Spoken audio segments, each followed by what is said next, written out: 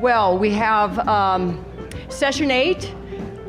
We're going to be talking about how natural gas fits into the U.S. vision. And we have 4 excellent panelists that you'll hear from. Dr. Brian Wilson, who will moderate. Dr. Brian Wilson is the co-director at the Energy Institute at Colorado State University. You can see his bio in the printed program, the app, and the website. He has a long, distinguished career, and he's on loan to ARPA-E as well. So he's a very busy guy, but we're very glad he's here, and he's been the founding steering committee member for the last 4 years. So please help me welcome Dr. Brian Wilson. Thank you, Maury. So I'm reflecting on Drew's discussion on popularity of various groups. So starting out as a fellow Texan with Drew, I'm a little bit humbled. But then not only do I work with the oil and gas industry, I also work for the federal government. So the only, probably the only thing I could, did I say that I also work part-time as a telemarketer on the side? Over the last, yesterday, we spent a lot of time exploring some of the challenges around natural gas, some of the risk benefits. I think John Golden and Amy Jaffe did a good job yesterday of sort of describing the dynamic when the risks are known and the upsides, the benefits of are really not as clear. So we're cognizant of the fact that we are talking a lot about the risks associated with oil and gas production, whether it's air, water, land use, safety, nuisance, property values. So we wanted to make sure that we paid attention to what are the beneficial uses of gas to get that out on the table. So we put together a panel today that I think is very well qualified to talk about the role that gas can play in different sectors. From my standpoint as the technologist, and I'll start by telling you I am not doing PowerPoint today, but I really do want to, I'm going to go through my 4 favorite lists of reasons that the natural gas is worth working towards, reasons we need to solve the problems, because there's sort of 4 killer apps that I like that are that'll be explored some today. The first is power generation, and there'll be a discussion of that today. But it's not just because we stop putting in coal and put natural gas into the same machines. The way natural gas works in power generation is fundamentally different.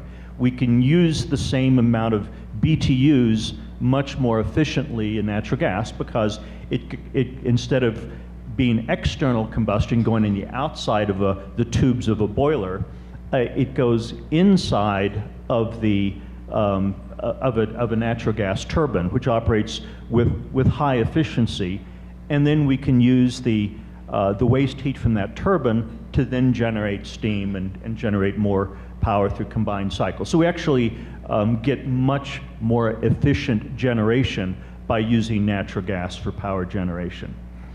The second is that the way natural gas works in power generation, it is able to respond more quickly to load transients.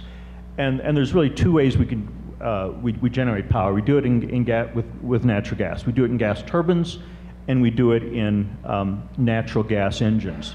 And in fact, just 20 miles from here, right by Golden, is it's the largest natural gas engine-based power plant in the U.S. It used to be the largest in the world. But the reason that's done is because Denver has particularly transient power requirements. We have a lot of wind, so we have needs for higher than normal transient capacity to fill in the gaps.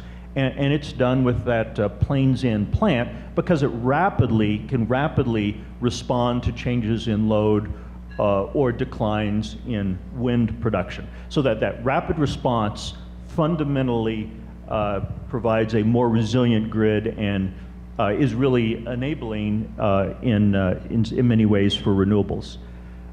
Natural gas vehicles. I mentioned in my remarks yesterday that we developed the natural gas engines for the buses on the 16th Street Mall.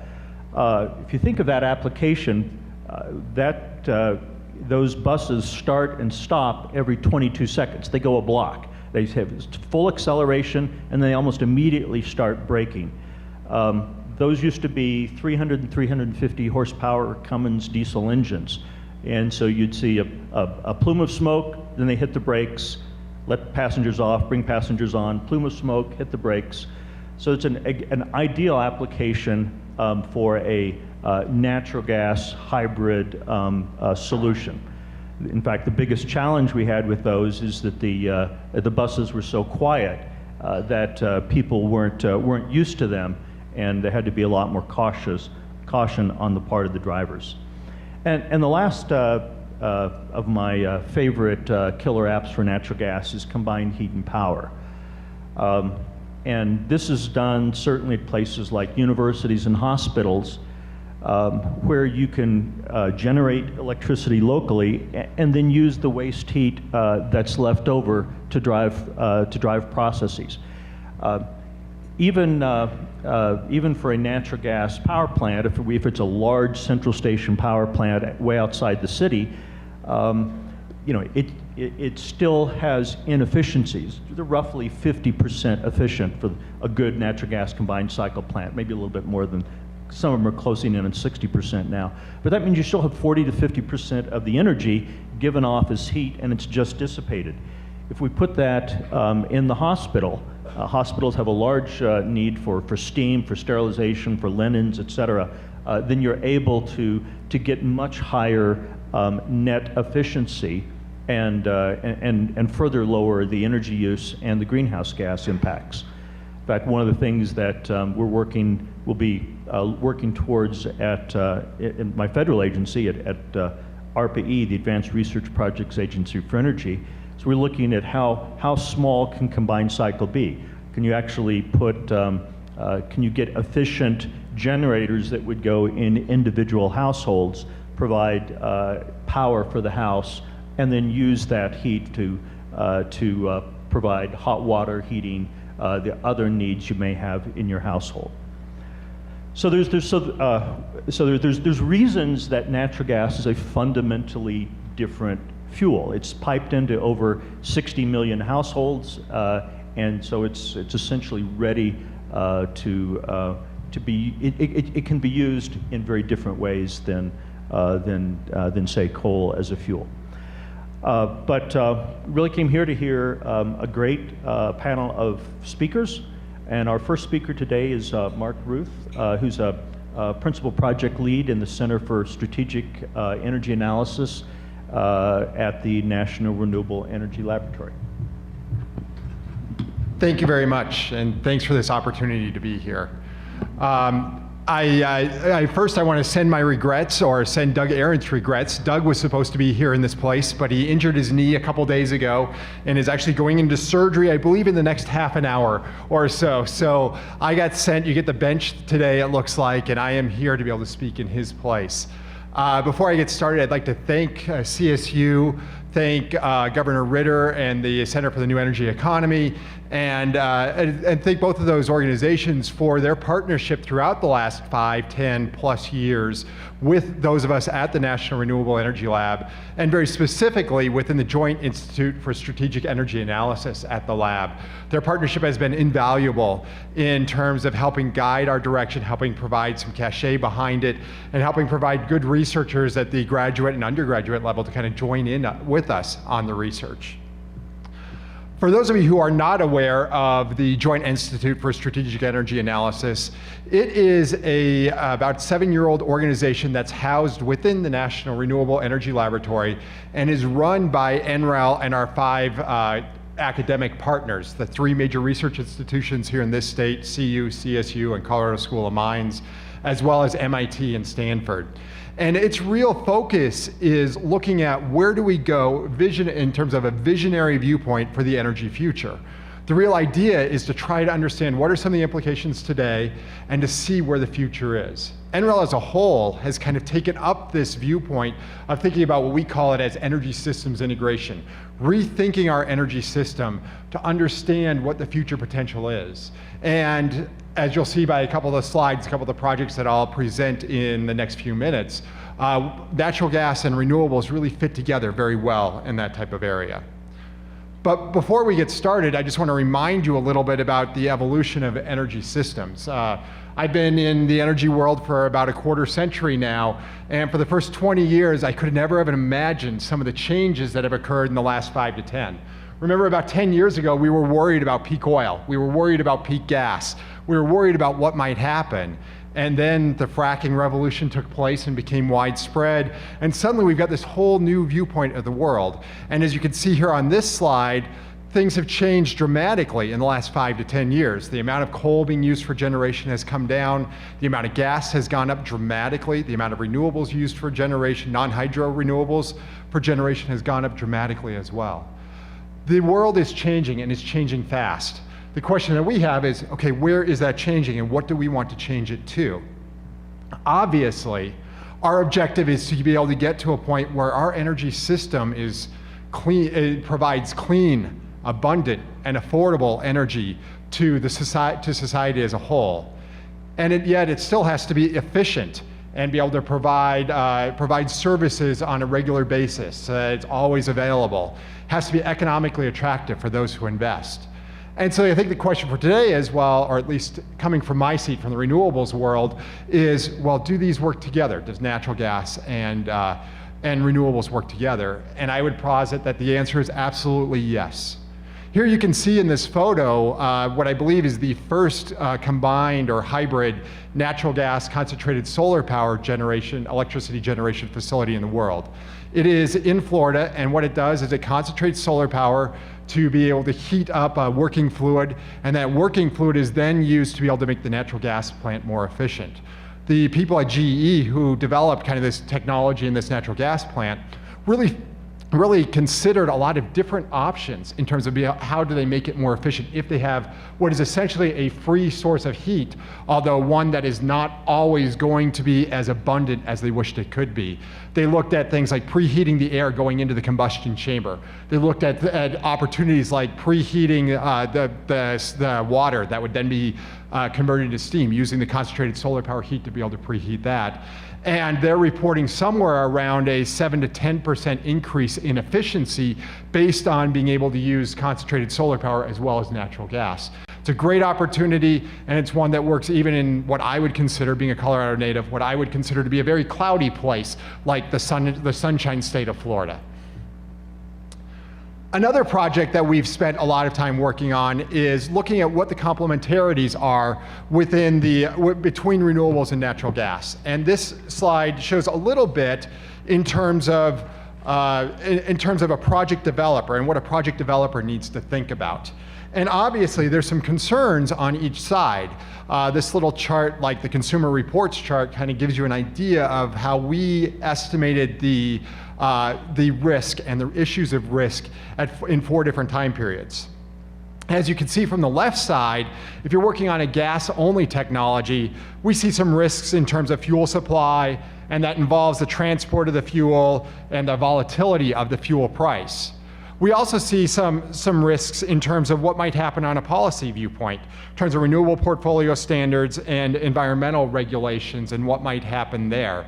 If we are to live up to the 80% reduction in greenhouse gas emissions, there's obviously some long-term risk in terms of environmental regulations if you consider gas alone.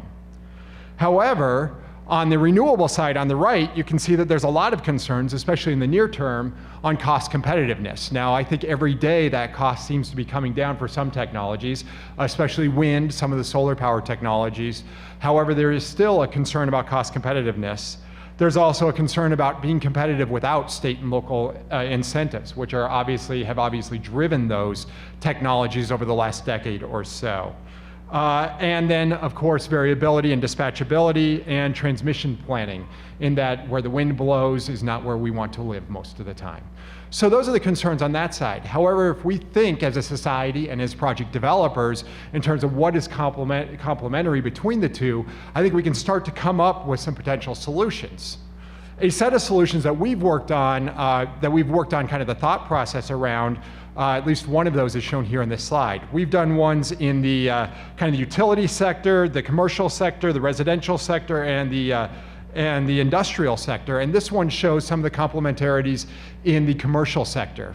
Here, the green lines show the flow of money between locations, and this is a hypothetical big box store, one that I would love to see. It is, say, a Best Buy or a Walmart or a Target with solar panels on the roof to be able to produce electricity and then be able to utilize its electricity in multiple different ways. If the load is lower than the generation, that electricity could be used over there on the right to be able to produce ice, to be able to then be able to generate, or to be able to provide cooling at times when it's higher and there isn't sufficient generation to be able to provide cooling. There's also the possible for connectivity and being able to sell electricity to plug in vehicles down on the bottom. As you can see here, there's also other connections that are more gas related. If you go to the left, you've got municipal solid waste being produced by the big box store, which could go to a landfill, capture of that landfill gas to be able to then feed back both to the electricity system and to potentially provide fuel for buses or other types of vehicles, which could provide an additional income for the store. So we see these kind of technologies working together, whether they're purely renewable or purely electric is not what matters. To us, it's really getting to clean, abundant, and affordable, ultimately.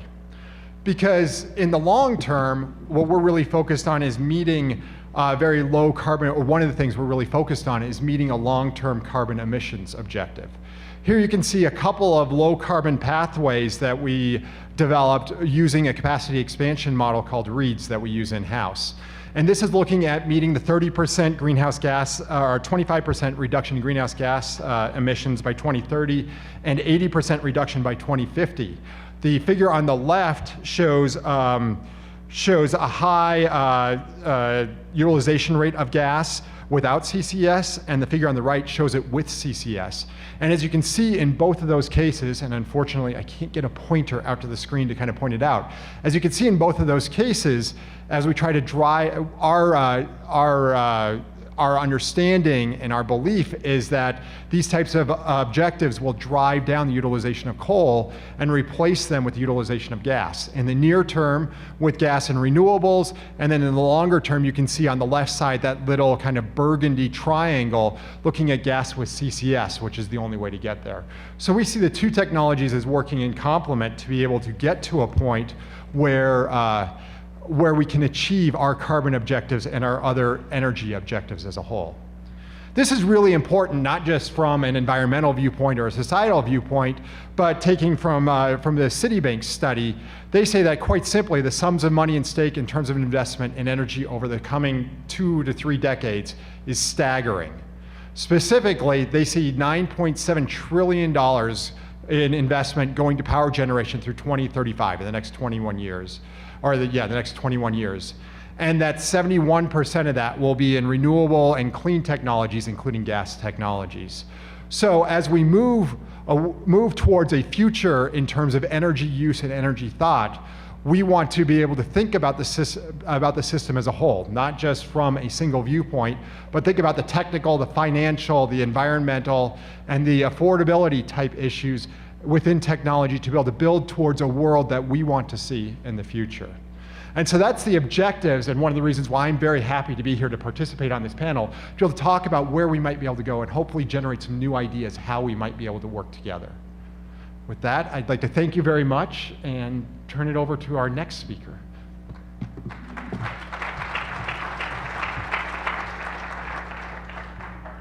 Tisha Schuller, who's president and CEO of the Colorado Oil and Gas Association, and she's really speaking from an industry perspective on what they see as the future uses and beneficial uses of natural gas. Thank you, and good morning. It's my pleasure to be here, and I've been given 8 minutes to speak on a topic for which I am extraordinarily passionate. So you will have to indulge me a very condensed version of the passion, particularly in the context of a very dense and useful fuel. I want to thank Governor Ritter and CSU and Brian, our moderator, for the opportunity to be here and talk about the fuel that really got me from the hills of Boulder County as a liberal and an environmentalist into the heart of industry, where I think we can transform the world, the environment, and the economy in really positive ways. This is a conversation about a fuel which, in a lot of cases, people want to either be for or against. And hopefully my remarks will convey to you that I think this is a much more nuanced topic with many variables, and a conversation about trade-offs and about priorities and about engagement is really the conversation we should be having. And before I jump in, I do want to acknowledge that there's probably a fair number of people in the audience or who are following this online who have real concerns about oil and gas development and about engagement with our industry. And I think these are really important topics, and I don't have time to address them in my 8 minutes here, but everything that I talk about is in the context of de-escalating the fracking wars and engaging in a really meaningful way. And so I want to acknowledge that those concerns are important, and they are a tremendous priority for me. Okay, so to talk about oil and gas in the US, it's really valuable to take a global perspective for a few reasons. We're on a planet of 7 billion people going to 9 billion. 1.4 billion of those people do not have access to electricity. This is significant because if you don't have access to fuel in a meaningful way, your entire life is limited to where you can walk to work, what you can do during daylight hours, and what you can accomplish with very limited resources. And so when we think about the future of our planet and of the US and our role in energy, it's important to remember that while the global middle class is growing, it's only growing in a meaningful way in the developing world. And so if you're in the developing world, access to energy is your primary objective. And this is important because for many of the goals that we all share, these things can only be accomplished when people have access to energy in a meaningful way. That's when you can reduce fertility rates, you can reduce infant mortality, you can increase lifespan, and you can increase education, all because people have access to fuel. So what this means is what you're seeing here on this chart is different types of fuel and the 2010 use and the projection to 2040. And it goes from oil to natural gas, and then it keeps going down, and then you have your renewables and your geothermal hydro on the end. And the important point I want to make here is that natural gas is projected by far to be the largest growing resource worldwide. And for a lot of reasons that I'll talk about, this is something that we can really celebrate. So natural gas is expected to grow in all sectors across the board. And there's a lot of really good outcomes that can come from this that I will hit in just a moment.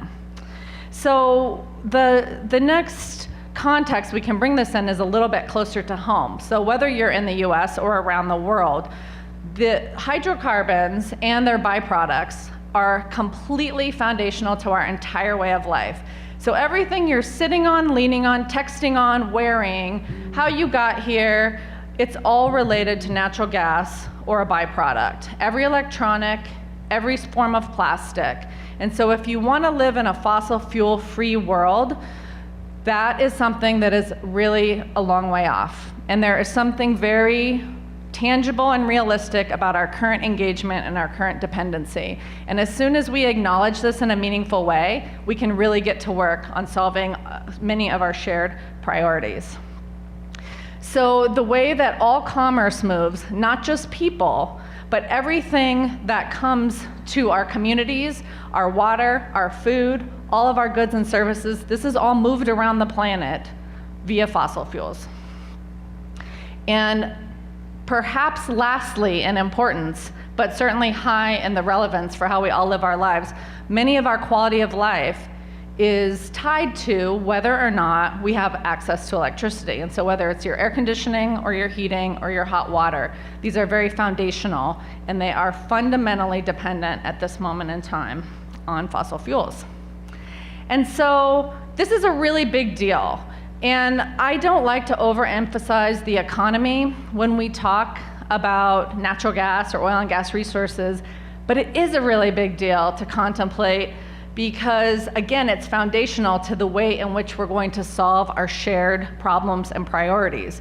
So millions of jobs across the US, billions of dollars annually come from the oil and gas industry.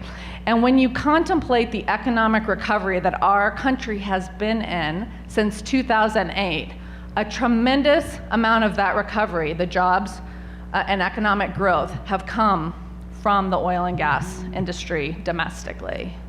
And it is no small item that US manufacturing has had a complete renaissance, and we have the opportunity now to once again be a worldwide player, because the two things most important to onshoring US manufacturing are the cost of energy and the feedstock, meaning the basic products that go into things like steel production, chemical production. And various studies have showed really significant opportunities. The US mayors did a study that showed that the job creation in cities has gone up 3%. Overall industrial output in the US, 2%. These are just focused on the shale revolution happening in the US. If all the deals that have been announced in 2014 are built, they will be valued at $70 billion. So this is really significant. So a really key component to this that I've been alluding to throughout is that there's some really important environmental benefits. Once we acknowledge that fossil fuels and natural gas are a really important part of world energy dynamics, then we can contemplate why natural gas. Why is natural gas important? One thing is that the US is the only major economy in the world that has reduced its carbon emissions. And this is through conversion of coal-fired power to natural gas. We're at 20-year lows. And when you convert from coal-fired power generation to natural gas, you don't just reduce CO2 emissions, which are significant, but you also take away 2/3 of your NOx and nearly all of your SOx and mercury. So there are very important clean air benefits on the electricity generation side. When you think about conversion, Brian made a compelling case that you can really picture of these buses converting to natural gas. When you convert vehicles to natural gas vehicles, you reduce by 2/3 the smog producing pollutants. And so converting from other hydrocarbons to natural gas is really a significant part going forward. And of course, we just heard about the compatibility of natural gas with renewables. This is a really important piece. There's also an important consideration of the efficiency of a fuel. So the footprint of your fuel, the output in BTUs you get compared to the footprint. And natural gas fired generation, for example, uses half the water of coal-fired generation. If you think of surface footprints, natural gas is a very efficient footprint requirement compared to other sources of fuel, nuclear being, of course, the most efficient. And so the last thing that I just want to hit on for you here is that although we've heard a lot of the controversy the last couple days about natural gas production in the US and here in Colorado, I'm fundamentally an optimist because we share, all of us across the spectrum of natural gas support or opposition share many of the same goals. And while de-escalating the fracking wars is a key component from getting away from sound bites that are really wasting all of our time and getting to the actual conversations and curiosity about solutions that aren't perhaps fit in the traditional sound bites of Democrats or environmentalists, but really get to the heart of how are we actually going to work together to solve these problems. And though on many days, and perhaps a few times yesterday, I felt like this, I think that we have more opportunities ahead of us than we have challenges, certainly. And so when you think about natural gas, I would encourage you to think about a few things. I am energy agnostic, so I want to support the most efficient fuel for the challenges ahead, and those challenges include scalability. 1.4 billion people on the planet needing access to energy. Scalability is important. Efficiency, what are we delivering for the footprint requirements? Air, wind, water, land. And lastly, is it transportable? Can we get this fuel to the people that need it in a way that is affordable and makes sense? I look forward to the discussion. Thank you.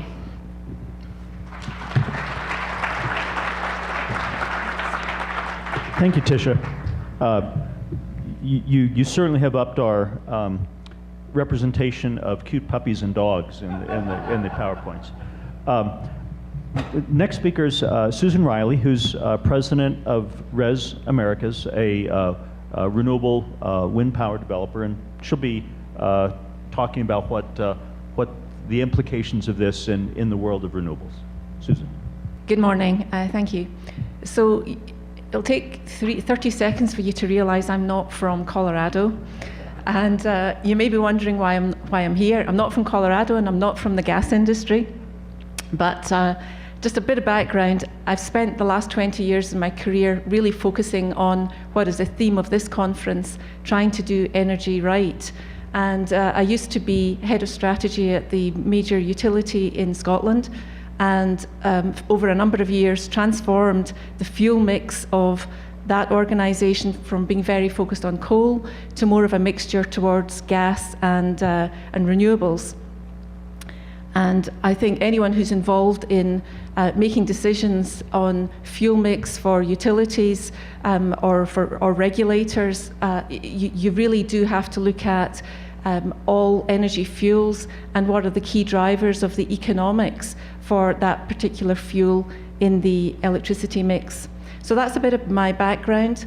I now represent a company called Renewable Energy Systems Americas. It's based here in Colorado out of Broomfield. I've been here for 4 years, and RES Americas has been here in the US for 16 years and is a developer and a builder of renewable energy projects, and has built just under 10% of all the wind farms right across the US.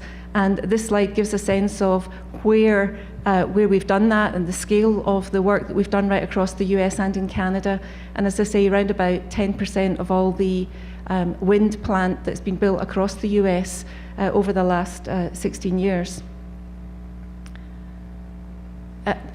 RES Americas is part of a global group, and we're across a number of, I think we're in about 13 countries now, but by far the biggest volume that we've built is based here in the US, and the US really does remain the most important, in my view, the most important part of the organisation.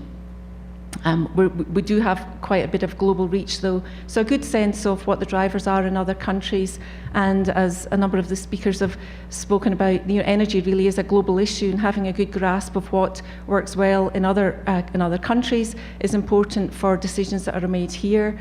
And particularly when we look at the environmental impacts of what we do, it affects the globe. So a real interest in what's happening across the globe. Turning to the US, this slide just shows how much energy, how much generation the US gets from wind energy, which is the fuel mix that I'm sort of representing at the moment. So 4% is really quite a small part of the fuel mix. And the goal of the wind industry here, I currently am chair of the American Wind Energy Association, and the goal of the wind industry is to increase that significantly over the next few years. And I'll talk a bit about that in a minute. But you can see the opportunity that the US has when you compare it with other developed nations. It really is quite a small portion of the overall fuel mix. And we hear a lot of discussion about what's best. And we do need to look at the characteristics of the different fuels for energy generation. But I think this does show that there's scope for the wind industry to increase quite dramatically and to have an appropriate position in the fuel mix of the US. I will just say before moving on from this, you can see that if you can read this slide, you can see that the UK, the US is just under 5%, the UK is just around 6%, but the country I come from, Scotland, is proudly up at around over 20% currently of the energy that it uses coming from wind energy. So how do we get to 20%, which is the goal for the wind industry in the US? We want to get to 20% by 2030, and in order to do that, we can't just wish that it's going to happen or advocate that it's going to happen. So we've been working with Department of Energy, and NREL here in Colorado have been very involved in the process of trying to build a roadmap for the US as to how we get to the 20%. And before doing that, we look at, is it achievable? I should say this report has been peer reviewed. There were about 500 people involved in pulling this report together, looking at the impacts, whether it was going to be achievable and what the impacts would be if we did succeed in reaching this goal. And the people that were involved were not just from the wind industry, or from other industries as well, environmental groups, government involvement, but also a lot of people who have a lot of skepticism about wind, because if we want to truly achieve this goal, we need to understand all the obstacles. And so a real broad range of people have been involved in pulling this together, so we can really get to a good thorough assessment of what it's going to take to achieve it, what hurdles need to be overcome, and what the realistic benefits and costs would be of achieving this goal. So looking to the key benefits, you won't be surprised there are significant carbon benefits, carbon emission benefit reductions in carbon emissions if we do get to 20% wind by 2030. And the report demonstrates an expectation of cutting power sector emissions by about a quarter by 2030, which is really pretty significant when you think that the power sector in the US is responsible for about 40% of all carbon emissions. The wind industry alone will be able to reduce overall emissions, carbon emissions in the US by 10%. So that's a very important goal for us. We also looked at the water impacts, and this is an increasingly important issue right across the US with a lot of the droughts that we're experiencing, and the predictions for these droughts to worsen. So we look at the water stress and what's the best use of water in states where we really do have a lot of water stress. And the good news is that a lot of these areas that are experiencing stress in water resource have really good wind resource. So if we can really capture the wind resource in those regions, it leaves the water that's available to be used for other things. Significant benefits there. And one of the conclusions from the report is that the cost impact of doing this is very minor in the short term, and over the long term there's an expectation that there could be significant savings to consumers by achieving these goals. The final point was creating jobs, but I think that kind of speaks for itself. Just on the carbon reduction benefits, we talked about that. This just gives you some of the statistics just to be able to compare wind with other forms of fuel. I think, as you all know, that just roughly speaking, gas would emit about half the carbon emissions of coal, and wind has no carbon emissions. And just to highlight the water usage, just in rough terms, it depends what particular type of gas technology and coal technology you're using, but just in very rough terms, I think these statistics hold reasonably well. That you can see here, wind doesn't use water for the generation process, and as you've heard, gas is about half what you would expect from coal generation. One other thing just to mention, there's not enough time to go into all of this in great detail, but we're increasingly finding people that are making decisions about how to deliver energy to customers are looking at risk management, and wind energy does play quite a significant role when thinking through the risks for investment in a portfolio, and having a proportion of your portfolio which has no exposure to price risk.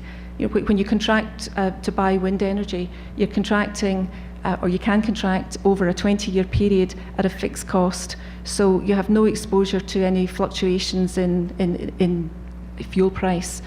And that's quite an important risk management tool for a number of utilities who are increasingly seeing it. It's appropriate to look at what is the appropriate percentage of your portfolio do you want to have that is not exposed to price fluctuations. And that's an important risk management perspective from the point of customers, which ultimately, utilities are and regulators should be looking at. So important from a risk perspective, wind has no carbon risk, it's got no water risk and no price risk.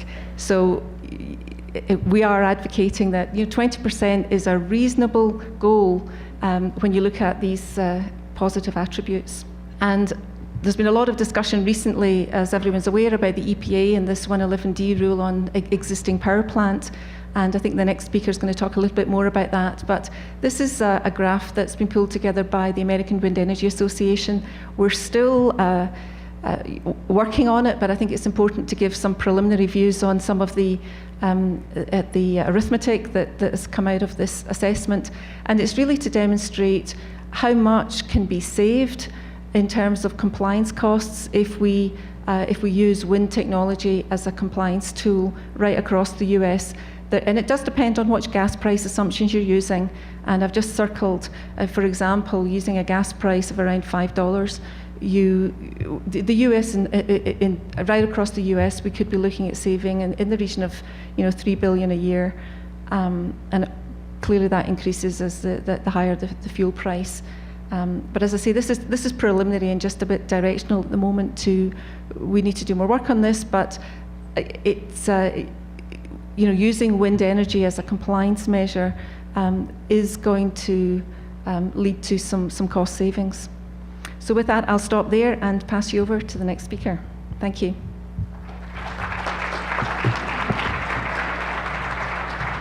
Thank you, Susan. And our final speaker today is Robert LeCount, who's Executive Vice President at MJ Bradley and Associates. Great, thank you, Brian. It's a pleasure to be with you today. Again, Rob LeCount with MJ Bradley and Associates. And you'll notice from the program that we had Michael Bradley there, and Michael too sends his regrets. Unfortunately, some things came up that prevented him to travel here, but he does send his regrets. And I've had the opportunity to be here through yesterday as well, and I can say I was very impressed with the dialogue, the conversation, the topics that have been taken on, and very pleased to be a part of this discussion. Look forward to the day as well. So I appreciate the opportunity here. In my comments, I wanted to focus more on the role of natural gas in the power sector, and we've touched upon that a bit already, but there are a number of points I'd like to highlight a little bit more. And to pick up, as we were just hearing about the 111D rule, which is the proposal that EPA has put out for reducing greenhouse gas emissions from existing power plants in the United States. And we had some good discussion that started on that last evening, so I think some good threads to pick up on here today in my comments. But first of all, just to give the big picture in terms of the question, well, what is the role of natural gas into the power sector, and how does that work with renewables? The bottom line that I hope to share with you today is I think there's a lot of room for both natural gas and renewables, in that when we look at the targets that have been discussed and the challenge that we have before us for reducing CO2 emissions, we certainly see a lot of opportunity for, again, more push on natural gas, and at the same time, a strong need for other forms of low carbon energy, including renewables. And in fact, Brian, you had mentioned when we started on talking about the Plains End facility, and it takes me back some time ago. I had the pleasure to be involved with the permitting and having a role in that facility, a minor role, when that was put in place here. But those lessons that I learned in terms of working within the power industry, and specifically the independent side of the power industry, going out and building new projects, there are some very basic principles there that I think are very true today and really drive the fact that we've seen natural gas combined cycle facilities really being the dominant source of dispatchable generation in the United States for the last 15 years, and a very significant role for it to have going forward. When you look at the costs of building a combined cycle plant, relatively low cost compared to other dispatchable sources. We're now living in an environment of a very ample supply, a relatively low cost fuel compared to historic standards, an ability to build these facilities and to permit these facilities at a pretty quick pace. It's never quick enough when you're doing the project, but nonetheless, when you compare again to other dispatchable sources, a dramatically quicker pace to be able to put these facilities in. And as Brian also talked about, the ability for these facilities to be very flexible in operations is very critical for being able to meet changing demand.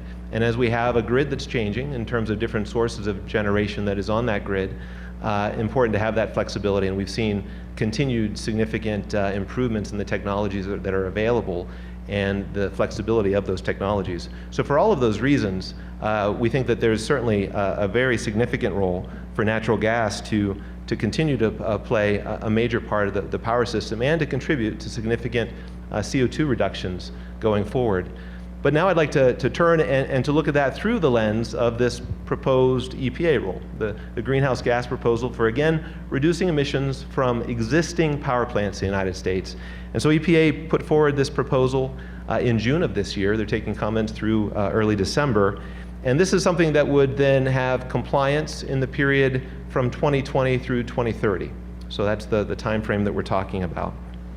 And for this proposal, as we're now talking about reducing greenhouse gas emissions from the power sector, this is very different from rulemakings that EPA has been involved with in the past for the power sector, but other sectors too. If we think of one of the often cited programs out there, the 1990 Clean Air Act amendments that included the acid rain provisions for reducing SO2 emissions from the US coal fleet, if we think back to that program, those were big challenges too, but the big questions on compliance really factored around the idea, well, would we install scrubbers on coal plants or would we switch to lower sulfur fuel? Tough questions that we had to work through, but all focused on how we operate existing coal plants. Now, when we're talking about carbon emissions from the US power sector, all of our experiences here obviously show that there are many broader opportunities here for reducing emissions, and it's not just about what one might do with that carbon emitting fuel source. And so on this chart, what we show are the building blocks that EPA discussed in terms of, well, how would they go about constructing the kinds of targets that would be put forward under this rulemaking. And in that process of looking at it, they said, well, when you look at the opportunities for reducing emissions from the power sector, it's very much more of a systems approach in terms of looking at those opportunities, rather than, again, thinking about specifically what can I only do at that emitting source. Nonetheless, they did start with the emitting source, and they said, well, there are opportunities for improving the efficiency of existing coal plants. So they talked about doing heat rate improvements. Now, those are marginal improvements that can be significant for that facility, but when you add it up in terms of the carbon contribution, it's a relatively small part of the pie. In addition to looking at what could be done inside the fence line for power plants, they also talked about, well, what's the opportunity for increasing the utilization of existing natural gas combined cycle power plants. And so that's another provision that was done. They looked at all the power plants that are in place out there in the States, and they said, well, what's the capability to increase these? And then the offset would be that reducing other forms of generation, in many cases for coal generation, most likely coal generation. So that's another building block that is put forward here. A third one talks about zero emitting generation. So that is primarily focused on the ability to increase investment in renewables. There is also some discussion about nuclear, not for building brand new nuclear plants, but keeping some existing nuclear plants primarily in operation. And then finally, moving away from generation sources and moving over to demand side energy efficiency opportunities, and that was also a building block. And so EPA looked at these and talked about, well, what would be the cost effectiveness of various opportunities? How feasible is it? Are the technologies available? Does it promote new investment in technologies? And based on that, they came up with this construct for establishing what would then be emissions rate targets state by state. And so on this chart here, I show the state goal formula. And a key part of this then is that EPA hasn't really established a uniform requirement across the country. This is going to be very unique in terms of how these different building blocks add up per state. And so just to give you a sense though, in the numerator here we talk about the emissions from the affected existing coal plants. EPA looks at the heat rate improvements and talks about the change of dispatch that would be available between the coal plants and existing combined cycle to have an adjusted amount of CO2 emissions. And then in the denominator, we have our fossil fuel megawatt hours, but then we have the increase of renewables and some of the nuclear I talked about. We have the energy efficiency savings. And so EPA moves from a fossil rate for every state today to then this new constructed rate, again, state by state. And again, this is the construction of what the rate is. So everything I just talked about in terms of the building blocks and how this is developed sets the rate. It doesn't mandate how a state might choose to do compliance, but it gives you a sense of what the target would look like. So I've talked about this in a bit of an abstract here. Let me put it into some more specific numbers. If we take a look at the state of Colorado, and we think about, well, in 2012, what was the fossil rate when you combine coal plants and existing operating natural gas plants? That was about 1,900 pounds per megawatt hour, 1,900 pounds of CO2 per megawatt hour. So when we do this methodology, as EPA has put forward here, where does that take us for then a compliance rate in Colorado for 2030? It takes us down to about a rate of 1,100 pounds per megawatt hour, pounds of CO2 per megawatt hour. So moving from a fossil rate of 1,900 down to a compliance rate of 1,100. So that, again, gives you a sense of how that's constructed, but in terms of the available renewables, the available existing combined cycle capacity, the existing coal fleet, that will all be very different state by state. So let me give you a little sense here in terms of how that shows up in some differences as we look at natural gas. So this is just to make it a little bit more readable. I've not included all the states here, but what I show on this chart is the capacity factors for existing combined cycle plants. So the blue part of this chart shows where we are roughly today for existing combined cycle plants within these states and where they are operating today. What EPA did is looked at each of those states and said, what would it be to move the capacity factor from your existing rate up to 70%? And that's how they constructed this component of that building block that I described. And again, not mandating that a state does this, but to talk about, well, what's the contribution potentially here? And you can see that it varies significantly depending upon market conditions that we've seen in the past in states. You can see that not all the states go up to 70%. Why is that? Well, that's because in a number of states, EPA hit the ceiling in terms of having other fossil-based steam generation to back out. So they're not pushing it past 70 or up to 70% if there wasn't other fossil to displace within that state. So that's why you see a cutoff sometimes below 70%. The West has a significant contribution from combined cycle here. When you look at across the country on an average basis, and you think about moving from the fossil rate down to the compliance rate, across the country, when we average it all together, this adjustment because of combined cycle is about 30% of the overall reduction. To put that in comparison, renewables are about a third as well. So renewables are just about a little bit more than the contribution of combined cycle. But when you look at Western states, just because of the variation that we see in terms of available capacity, the contribution of going from moving up the capacity factor for existing combined cycle can be anywhere between 37 up to almost 70% of the contribution of the emission reductions. So EPA is heavily relying on available combined cycle capacity in terms of having these targets. So with that, I'd like to move from that existing chart to just one comment in terms of looking forward. I spent my time talking about how EPA constructed the program. There are a lot of questions in terms of finalizing this policy that's due to be finalized in June of next year. But a key question then is, well, what do states do? How do they take this program and develop their own plans to achieve the targets? EPA is not mandating that, so states have decisions to make in terms of the levers they'll push on efficiency, on renewables, on natural gas. And also it'll be heavily influenced by the construct of existing regulatory and power markets within states. So that's all to be determined yet. I think the key point though is that there's a lot of opportunity for clean energy sources here to compete in that space going forward. And again, I come back to the point that when you look at the role of gas in the past and the opportunity here, you can see that from EPA's projections, they talk about a 20% increase in generation from natural gas plants to help achieve the compliance. And that compliance is shooting for roughly a 20% reduction in CO2 emissions from today. So again, a lot of those questions are unanswered, but we can maybe talk a little bit more about that in our panel discussion. So thank you very much. Okay. Thank you all.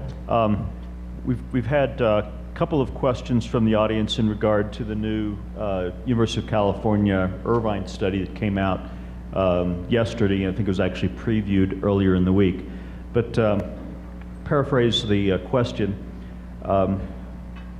Could the panel react to the suggestion that the country's push towards natural gas is not only a distraction from decarbonizing the U.S. and expanding renewable energy sources, it could actually make climate change worse? The study suggests that relying on abundant, inexpensive natural gas for electrical power production is a distraction that removes the incentive to develop new wind and solar power sources and may do little to reduce overall CO2 emissions if no carbon tax or other climate policy is implemented. Tough question. Could we have reactions to that study? So I won't react to the study specifically. It's the end of our fiscal year, so there's no way I had time in the last 24 hours to take a look at that study. However, I will react to kind of the general comments around it. My second to last slide showed what we see as a cost-effective build-out scenario to get to the 80% reduction in CO2. That was developed using an optimization tool looking at capacity expansion that selects on a 2-year period what is the best technology fit, including the generation costs and transmission costs. And in that, you can see that we really needed natural gas, especially in the near-term time frame, for multiple reasons. One of those is because the growth of renewables is limited. You can only grow and increase growth so fast. We could not multiply the size of, say, the PV industry by 6 orders of magnitude in a year. That's just not going to happen. It's been growing as fast as probably is humanly possible, faster than most of us could have ever projected in terms of growth rates. Another reason is that gas is the most cost-effective in terms of supporting the grid with terms, most cost-effective option that we're looking at right now in terms of generation, just to be able to support the grid in terms of dealing with variable renewables and the dispatchable nature of it. Now, I personally believe there's a lot of other opportunities on the demand side that I really think that we need to be able to get into, looking at some demand variation, both downside demand response, as we talk about, and upside demand response, where at very high levels of renewables, we might be able to utilize that energy to be able to charge vehicles or charge ice storage, like I mentioned in the commercial option. However, those are probably technologies that are still, and ARPA-E probably thinks it can go a little faster, but I would say are probably 10 years out from starting to really grow in a penetration curve. So those are the options that we're looking at as well. So I would disagree. I think that in general, that gas is a necessary stepping stone, necessary midpoint, and to be able to get to in terms of the generation side where we want to get to. The only thing I wanted to add is philosophically, the idea of framing natural gas as a distraction from renewables build-out, I think sets up a dangerous paradigm, which is the idea that some fuels are good and some fuels are bad. There are an awful lot of really interesting, complex factors that go into the efficiency, the aging, the location of our grid. And the idea that you want to focus all your attention on a good energy source versus a bad energy source will keep us from the things that actually reduce pollution. And so I would suggest that a more complex, curious paradigm that's around what are we trying to deliver and what's the most efficient way to deliver it in a cost-effective manner that's reducing our environmental footprint sets up a different paradigm and completely takes away this idea that there's good fuel and bad fuel. Is natural gas a beautiful thing to you with carbon capture and sequestration? Perhaps. There's not an inherently negative framing of natural gas. It doesn't have to be. And similarly, we know, and I am a supporter of wind and wind build out and the very aggressive wind development goals. So I want to make sure I'm not in any way deterring from that. But I will say that when you look at the kind of wind build out that is going to be projected in certain areas, you're going to have community backlash. We've already seen that in certain areas. And so this really becomes a conversation about trade-offs and about appropriate energy and appropriate places to meet the goals of that region. I saw the headline of the study. I haven't looked at it in detail, so not specifically on maybe the conclusions from this specific study, but I think something that fits in that theme is that policy matters. The current power mix that we have today is strongly influenced by various clean energy policies. We see a lot of improvement in technology and the cost of renewable technologies. Policy has still had a significant role in terms of the investments that are happening today. So the idea that policy will help to affect the trajectory that we see going forward seems to be very consistent with a lot of the work that's out there. Okay. Yeah. And actually, Susan, before you answer, I'm going to actually add a piece to what you may respond to. And one of the reviewers questions has pointed out that there is actually a greenhouse gas footprint from wind. So the question is, what life cycle studies have been done comparing carbon emissions from the development of wind versus gas infrastructure? Obviously, the construction of the infrastructure could be carbon intensive. And what is the payback period on the carbon footprint from wind versus gas? So a piece of that's for you, but others may weigh in. Yeah, I haven't read the study either, but it'll be no surprise that I do think there should be more focus on prioritizing the lowest carbon, to incentivize and to accelerate more zero carbon would be beneficial. There will be constraints on how much wind can be built, but I don't think we're doing enough on the policy front to really motivate and accelerate to maximize what's possible from the zero carbon sector. And to the question of the construction process, to the extent that during the construction process we do use machinery that utilizes fossils, we try as far as we can to minimize that, but there will be some impact from that, but it's at a very, very low marginal level compared with other forms of fuel generation. So in a nutshell, I think we do need to look at the whole fuel mix and look at all the characteristics, but I do think that the zero carbon or the very, very low carbon nature of the renewable fuels should have more value attached to that characteristic to really urgently deploy more of it. So Mark, this sounds like something that NREL does a lot of life cycle analyses. Can you comment on the relative life cycle greenhouse gas impact? So simply, I'd have to say, I've got to go back to my colleagues to get the exact numbers. I don't know them off the top of my head. It's in the mid 90% reduction is my memory. However, this is not my area. I'd have to go back. But I would like to expand the conversation to not just greenhouse gas emissions, but to water use and water, both water withdrawals and water utilization as a whole. In terms of thinking about the problem, we hear greenhouse gas emissions. That's kind of the primary thing. And maybe just because we're in Colorado in 2014 and less worried about water than, say, our neighbors in California are this year, we need to think about water, especially those of us in the West, probably at about the same level as we think about greenhouse gas emissions. So Tisha, this is a question probably most geared toward your sector of the industry.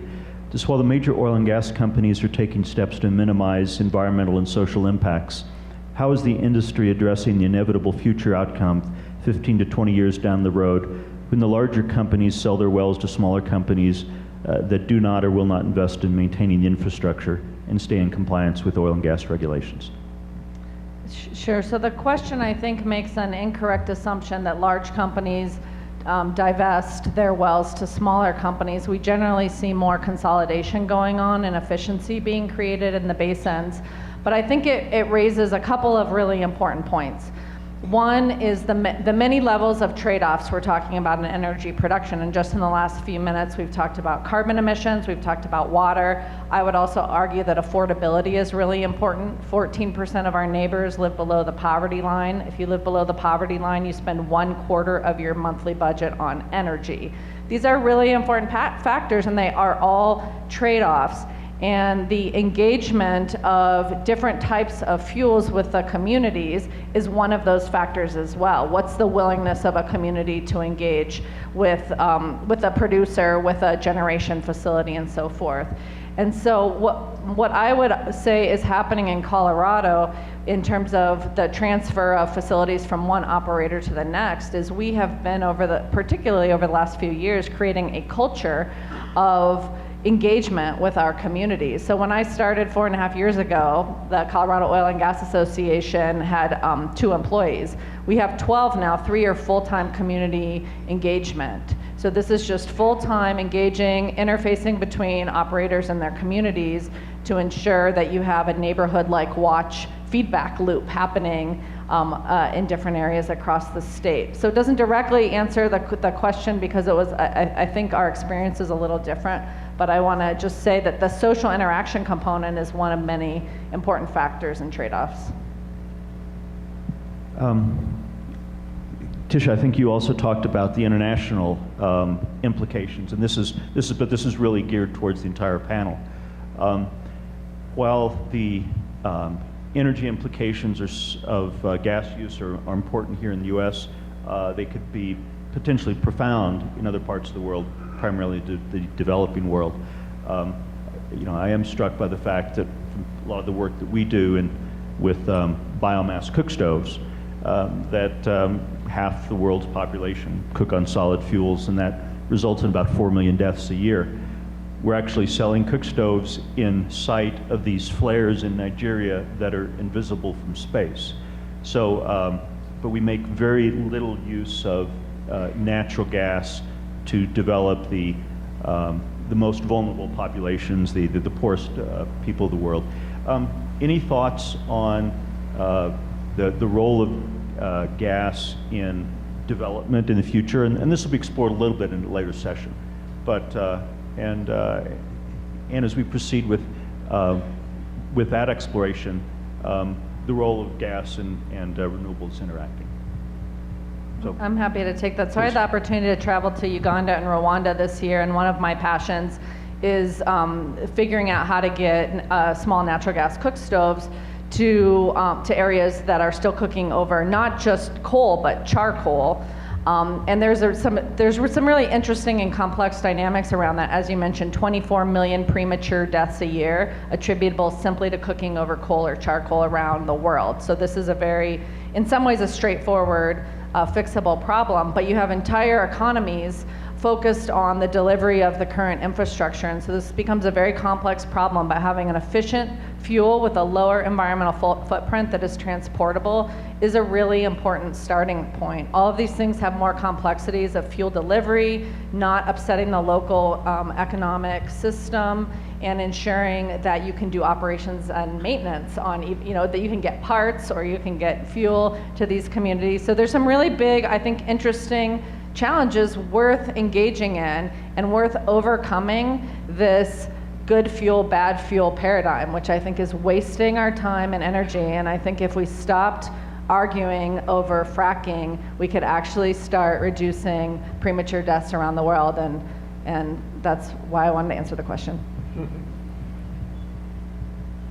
So I think on that question, there's kind of a bigger question. It's not just energy for cooking, but it's energy as a whole for a community that has been based on traditional solid fuel and other issues.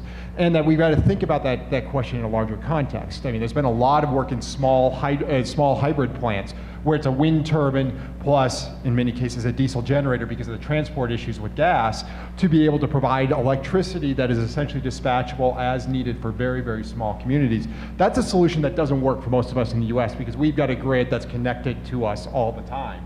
That is a very different solution in that situation. So the question there is, what are the needs? I mean, as Tisha keeps going back to, what are the needs in terms of efficiency, scalability, availability, and trying to ask, well, what is the right solution there, and does gas fit? And where does gas fit, and where does renewables fit, and where do other options fit, and how to think about it. Just finally, lightning round. Everyone's got 10, 15 seconds. What's the question, comment that you still want to make, the question we didn't ask? And if I could start with you. Lightning jump in and think about that.